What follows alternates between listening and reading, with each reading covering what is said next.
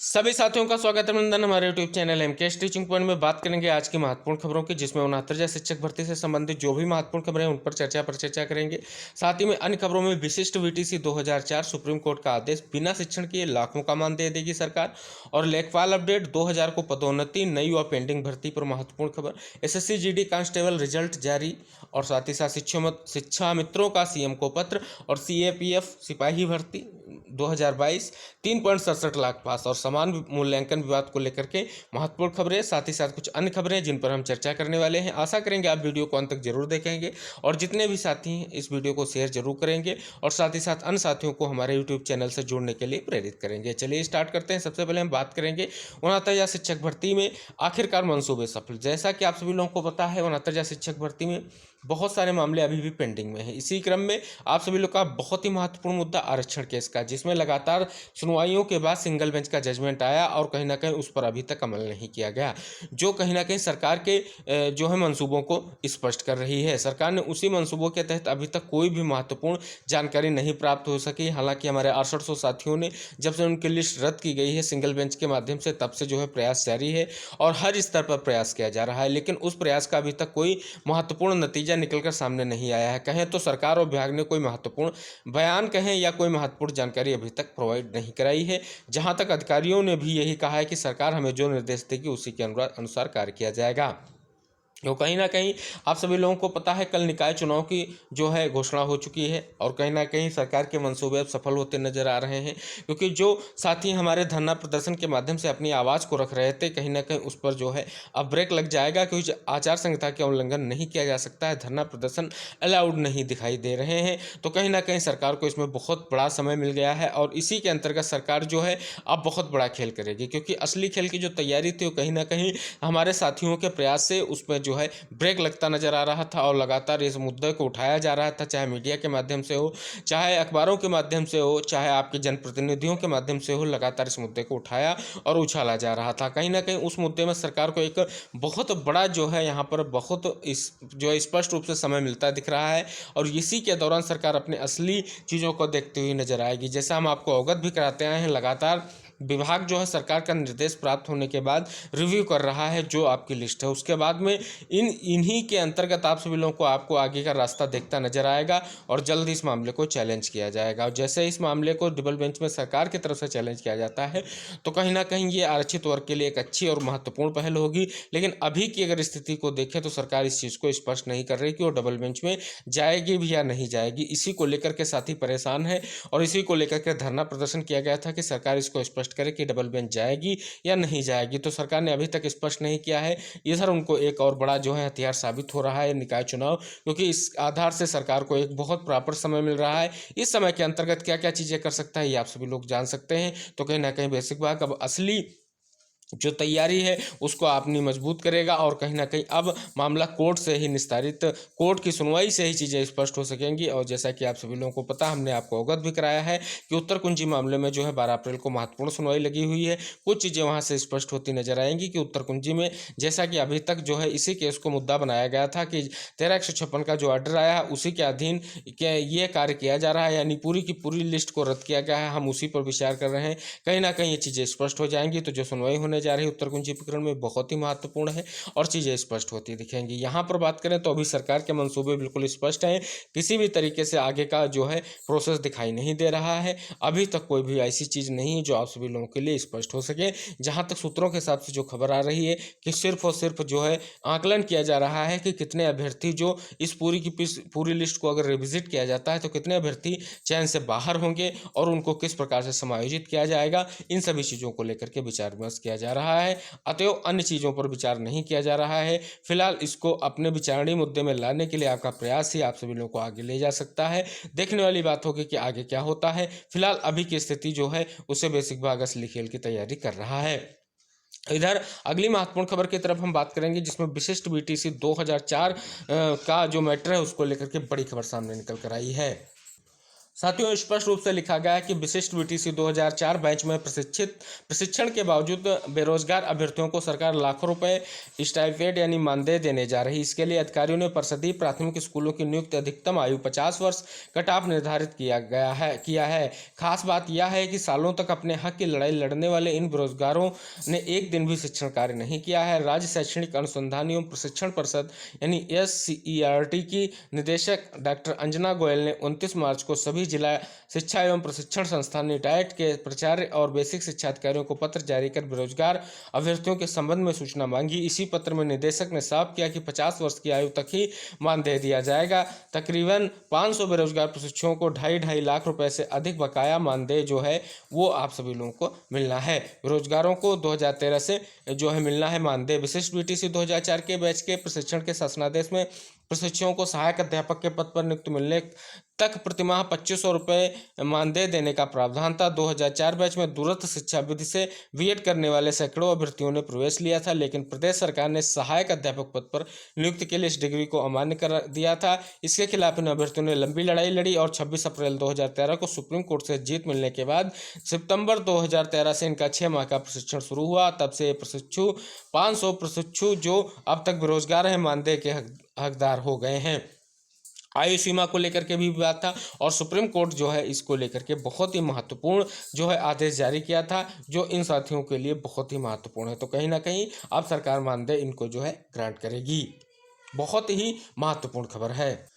और जैसा कि हमने आपको निकाय चुनाव को लेकर के चीज़ें स्पष्ट की थी, आप सभी लोग देख सकते हैं पूरा का विधिवत कार्यक्रम यहाँ पर जारी किया गया है। किस चरण में कहाँ पर चुनाव होने वाले हैं सब कुछ यहाँ पर स्पष्ट किया गया और लिखा गया 4 और 11 मई को मतदान है, 13 को परिणाम आ जाएंगे। तो सभी लोग देख सकते हैं ये बहुत ही महत्वपूर्ण अधिसूचना जारी हो चुकी है। अगली बहुत ही महत्वपूर्ण खबर सामने निकल कर आ रही है। 2000 से अधिक लेखपाल होंगे प्रोन्नत। प्रदेश में कार्यरत 2000 से अधिक राजस्व लेखपाल संग्रह अमीन भू अर्जन अमीन की जल्द ही राजस्व निरीक्षक के पद पर पदोन्नति की जाएगी। राजस्व परिषद ने जिलावार पदोन्नति की कवायद शुरू कर दी है। परिषद की ओर से 1996 तक नियुक्त लेखपाल संग्रह अमीन और भू अर्जन अमीन की चरित्र पंजिका, विभागीय कार्यवाही, अभियोजन, सतर्कता जांच सहित अन्य विवरण जिलों में मांगे गए हैं। करीब 36 जिलों के लेखपालों का रिकॉर्ड परिषद में पहुंच गया है। शेष जिलों को 15 अप्रैल तक रिकॉर्ड प्रस्तुत करना है। राजस्व परिषद के भरोसेमंद सूत्रों के मुताबिक मई महीने तक करीब 2000 से अधिक राजस्व लेखपालों को राजस्व निरीक्षक के पद पर पदोन्नति मिल जाएगी। इधर बात करें नई नियुक्तियों का इंतजार। उत्तर प्रदेश अधीनस्थ सेवा चयन आयोग ने लेखपाल के 8085 पदों पर भर्ती परीक्षा बीते वर्ष 31 जुलाई में आयोजित की थी। भर्ती परीक्षा का परिणाम अभी तक जारी नहीं हुआ है। परिषद में लेखपाल के 30,837 पद स्वीकृत हैं। वर्तमान में करीब 17,000 पदों पर लेखपाल कार्यरत है। एक लेखपाल के पास 2 से 3 क्षेत्रों का कार्यभार है। आयोग की ओर से परिणाम जारी करने के बावजूद राजस्व परिषद करीब 10,000 लेखपाल भर्ती के लिए अध्याचन आयोग को भेजा जा सकता है। तो नई लेखपाल भर्ती को लेकर के चीजें स्पष्ट हैं। 10,000 भर्ती हो सकती है और पेंडिंग भर्तियों पर भी अभी आप सभी लोग देख सकते हैं। अगली महत्वपूर्ण खबर सामने निकल कर आ रही है। कर्मचारी चयन आयोग ने SSC GD कांस्टेबल भर्ती परीक्षा का परिणाम शनिवार को जारी कर दिया है। कांस्टेबल या राइफलमैन के 50,187 पदों पर भर्ती के लिए हुई लिखित परीक्षा में शामिल अभ्यर्थी आयोग की वेबसाइट पर परिणाम देख सकते हैं। आयोग ने सफल अभ्यर्थियों की 4 सूचियां जारी की। इनमें सफल अभ्यर्थियों की PET PST में शामिल होने का मौका मिलेगा। अभ्यर्थी आयोग की वेबसाइट पर सूची देख सकते हैं। SSC GD कांस्टेबल परिणाम जारी होने के साथ ही उनके वर्ग क्रम में मेरिट सूची जारी की गई है। इसकी शारीरिक दक्षता परीक्षा 15 अप्रैल से शुरू होगी। कंप्यूटर आधारित परीक्षा 10 जनवरी से 13 जनवरी 2023 के बीच आयोजित की गई थी। परीक्षा की उत्तर कुंजी 25 फरवरी से 28 फरवरी तक आयोग की वेबसाइट पर अपलोड की गई थी। अभ्यर्थियों ने संदेहास्पद प्रश्नों पर पहले ही आपत्तियां ली जा चुकी हैं।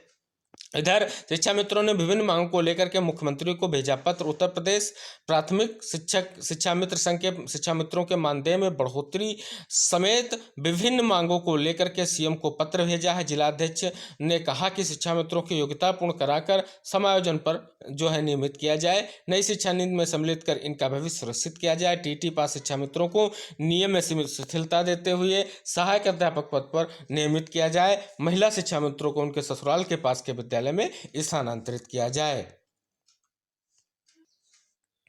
अगली महत्वपूर्ण खबर सामने निकल कर आ रही, कर्मचारी चयन आयोग यानी एसएससी ने सेंट्रल आर्म्ड पुलिस फोर्स यानी सीएपीएफ सिपाही भर्ती 2022 की ऑनलाइन परीक्षा का परिणाम जारी कर दिया है। इस परीक्षा में 3,67,263 अभ्यर्थी सफल हुए हैं। अब इनका शारीरिक मानक परीक्षण यानी पीएसटी और शारीरिक दक्षता परीक्षण पीईटी होगा। इसमें सफल होने के बाद मेडिकल और फिर प्रमाण पत्रों की जांच के बाद रिक्त पदों के सापेक्ष अंतिम परिणाम जारी किया जाएगा। इस भर्ती के जरिए 46,435 युवाओं को सिपाही की नौकरी मिलेगी। तो देख सकते हैं बड़ी ही महत्वपूर्ण खबर सामने निकलकर आ गई है।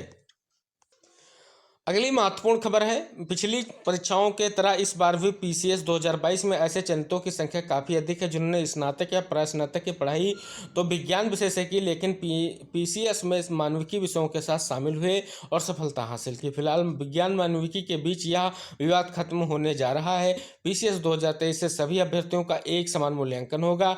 पीसीएस 2022 में सफलता हासिल करने वाले कई अभ्यर्थियों ने बीएससी, एमएससी या बीटेक की पढ़ाई की और इसके बाद मानविकी विषय से पीसीएस परीक्षा में शामिल हुए। इनमें से बड़ी संख्या ऐसे अभ्यर्थियों की रही जिन्होंने समाजशास्त्र या भूगोल विषय से परीक्षा दी। हालांकि आयोग की ओर से कोई आंकड़ा तो जारी नहीं किया गया, लेकिन चयनितों से बातचीत के आधार पर यह तस्वीर सामने आई है कि पीसीएस परीक्षा में विज्ञान और मानविकी विषय के बीच यह झगड़ा काफ़ी पुराना है।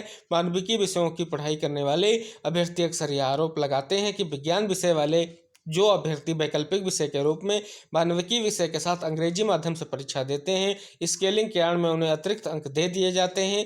पीसीएस 2023 से वैकल्पिक विषय हटा दिए जाएंगे और इसकी जगह सामान्य अध्ययन के यूपी विषय से 2 प्रश्न शामिल किए जाएंगे।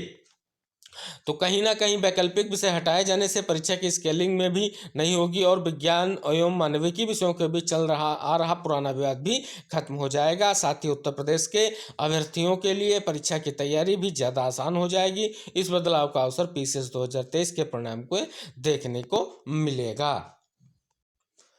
साथियों, बात करें यहाँ पर तो बहुत बड़ी खबर सामने निकल कर आ रही है। प्रयागराज के अशासकीय सहायता प्राप्त अल्पसंख्यक महाविद्यालयों में असिस्टेंट प्रोफेसर के 52% यानी आधे से अधिक पद रिक्त हैं। नई शिक्षा सेवा चयन आयोग के गठन के बाद अल्पसंख्यक महाविद्यालयों में शिक्षक भर्ती की जिम्मेदारी भी नई आयोग को मिल जाएगी। ऐसे में राजकीय महाविद्यालयों में शिक्षक भर्ती की प्रक्रिया जल्द शुरू होने के आसार हैं। प्रदेश में 21 अशासकीय अल्पसंख्यक महाविद्यालय, इन महाविद्यालयों में शिक्षकों के 779 पद सृजित हैं। इनमें से 408 पद पड़े हैं। वर्तमान में अल्पसंख्यक महाविद्यालय अपने स्तर पर शिक्षक भर्ती करते हैं, जबकि अन्य शासकीय सहायता प्राप्त महाविद्यालयों में शिक्षकों की भर्ती की जिम्मेदारी उत्तर प्रदेश उच्च शिक्षा सेवा आयोग के पास है। नए शिक्षा आयोग के गठन के बाद बेसिक से लेकर के माध्यमिक और उच्च शिक्षा तक के शिक्षकों की भर्ती नया आयोग करेगा।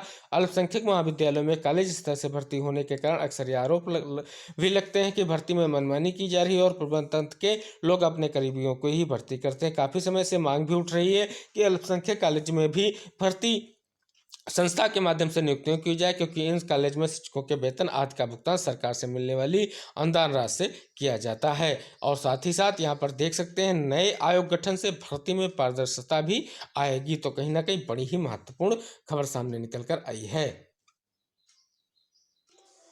आज की बहुत ही महत्वपूर्ण खबर देख सकते हैं, लिखा गया एसआईटी करेगी छात्रवृत्ति घोटाले की जांच। ईडी जांच में खुली थी घोटाले की परतें, 10 संस्थान व 18 नामजद। देख सकते हैं छात्रवृत्ति घोटाले केस की विवेचना अब एसआईटी करेगी। ज्वाइंट पुलिस कमिश्नर कानून व्यवस्था उपेंद्र अग्रवाल ने विवेचना के लिए 3 सदस्यीय एसआईटी गठित की है। इसमें क्राइम ब्रांच के 3 इंस्पेक्टर को शामिल किया जाएगा।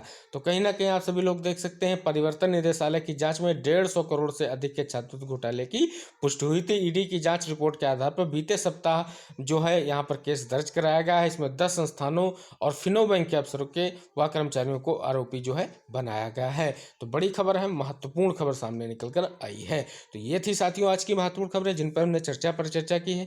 आशा करते हैं आपको वीडियो पसंद आएगा। वीडियो पसंद आता है तो सभी साथियों को शेयर करें, साथ ही साथ चैनल से जुड़ने के लिए प्रेरित करें। इसी आशा के साथ अगले वीडियो में फिर मिलेंगे। तब तक के लिए टेक केयर, बाय बाय, जय हिंद साथियों।